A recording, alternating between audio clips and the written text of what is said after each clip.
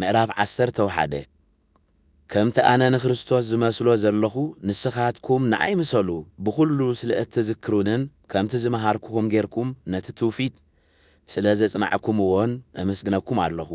ግናኸ ርእሲ ነፍሲ ወከፍ ሰብኣይ ክርስቶስ ርእሲ ሰበይቲ ከዓ ሰብኣይ ርእሲ ክርስቶስ እውን ኣምላኽ ከም ዝኾነ ክትፈልጡ እደሊ ኣለኹ። እቲ ክጽሊ ከሎ ወይ ኪንበ ከሎ ርእሱ ዘይጉልበብ ሰብኣይ ነቲ ርእሱ ዝኾነ ክርስቶስ የሕስሮ።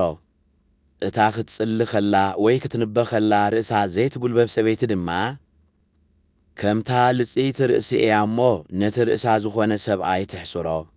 ሰበይቲ ዘይትጉልበብ እንተኾይና ግና ጸጉራ ትቈረጽ እምበኣርሲ ንሰበይቲ ምቑራጽ ወይ ምልጻይ ጸጉራ ዘነውራ ካብ ኮነ ትጐልበብ። ሰብኣይ ምስሊ ኣምላኽን ክብሩን ዝገልጽ ስለ ዝኾነ ኺጉልበብ ኣይግብኦን እዩ። ሰበይቲ ግና ክብሪ ሰብኣይ እያ እትገልጽ ከመይ ሰበይቲ እያ ካብ ሰብኣይ እምበር ሰብኣይ ካብ ሰበይቲ ኣይኮነን። ከምኡውን ሰበይቲ እያ ምእንቲ ሰብኣይ ዝተፈጥረት እምበር ሰብኣይ ምእንቲ ሰበይቲ ኣይተፈጥረን። በዚ ምኽንያት እዝን ምእንትቶም መላእኽትን ሰበይቲ ኣብ ርእሳ ምልክት ስልጣን ሰብኣያ ክህልዋ ይግባእ። በቲ ኣብ ጐይታ ዘሎና ሕይወት ግና ሰበይቲ ብዘይ ሰብኣይ ሰብኣይ ድማ ብዘይ ሰበይቲ ከቶ ኣይኸውንን እዩ። ከመይ ከምቲ ሰበይቲ ካብ ሰብኣይ ዝተፈጥረት ከምኡውን ሰብኣይ ካብ ሰበይቲ እዩ ዝተወልደ።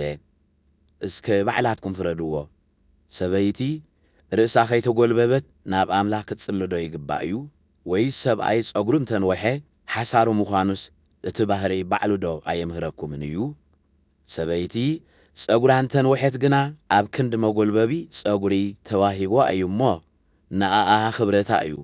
ገለ ሰብ ብዛዕባ እዚ ነገር እዚ ኺተሃላለኽ ዝደሊ እንተሎ ንሕናን እተን ናይ ኣምላኽ ኣብያተ ክርስቲያንን ካብዚ ዝተፈልየ ልማድ የብልናን። ክትእከቡ ከለኹም እትገብርዎ ኣብ ክንዲ ንጽቡቕ ንሕማቕ ስለ ዝኾነ በዚ ዝህበኩም ዘለኹ ትእዛዝ ኣየንእደኩምን እየ። ቅድሚ ኩሉ ከም ቤተ ክርስቲያን ክትእከቡ ከለኹም ኣብ ማእከልኩም ምፍልላይ ከም ዘሎ ሰሚዐ ኣለኹ። ካብቲ ዝሰማዕክዎ እውን ገሊኡ ኣኣምኖ እየ። እቶም ቅኑዓትኩም ምእንቲ ኺገሃዱስ ኣብ ማእከልኩም ምፍልላይ ክኸውን ግድ እዩ።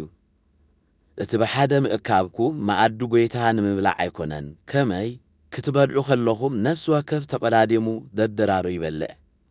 እቲ ሓደ ኺጠሚ ከሎ እቲ ሓደ ይሰክር። እትበልዑሉን እትሰትዩሉን ኣባይቲ ዶ የብልኩምን ኢኹም? ነቶም ዘይብሎም እትሕፍርዎም ዘለኹምሲ ንቤተ ክርስቲያን ኣምላኽ ንዒዕኩም ዲሁ? እንታይ እሞ ክብለኩም እየ? በዚ ዶ ክነእደኩም እየ? ከቶ ኣይነእደኩምን እየ። እቲ ንኣኻትኩም ዘመሓላለፍኩልኩም ነቲ ካብ ጐይታ ዝተቐበልክዎ እየ። ጐይታና ኢየሱስ በታ ዝተታሕዘላ ለይቲ እንጌራ ኣልዓለ፣ ኣመስጊኑ ቖረሰ እሞ ውሰዱ ብልዑ፣ እዚ ምእንታኻትኩም ዝወሃብ ሥጋ እዩ፣ እዚ ንመዘከርታ ይግበርዎ በለ። ከምኡ ኸዓ ድሕሪ ድራር ነቲ ጽዋዕ ኣልዓለ እሞ እዚ ጽዋዕ እዚ ብደመይ ዝኸውን ሓድሽ ኪዳን እዩ፣ ብትሰትይዎ ጊዜ ኩሉ ንመዘከርታ ይግበርዎ በለ። ማለት ነዚ እንጌራ እዚ ብትበልዕዎ ነዚ ጽዋዕ እዚ እውን ብትሰትይዎ ኩሉ ክሳዕ ጐይታ ዚመጽእ ሞቱ ኢኹም እትነግሩ።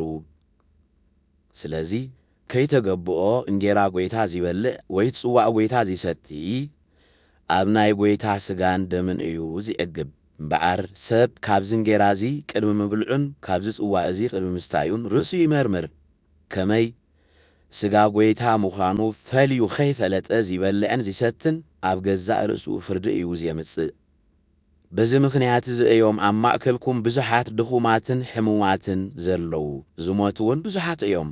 ኣብ ገዛእ ርእስና እንተ ንፈረድሲ ኣይምትኾነናን ነርና። ጐይታ ኺፈርደና ኸሎ ግና ይቐጽዓና እዩ ዘሎ። እዚ ኸዓ ምስ ዓለም ምእንቲ ኸይንኹነን ኢሉ እዩ።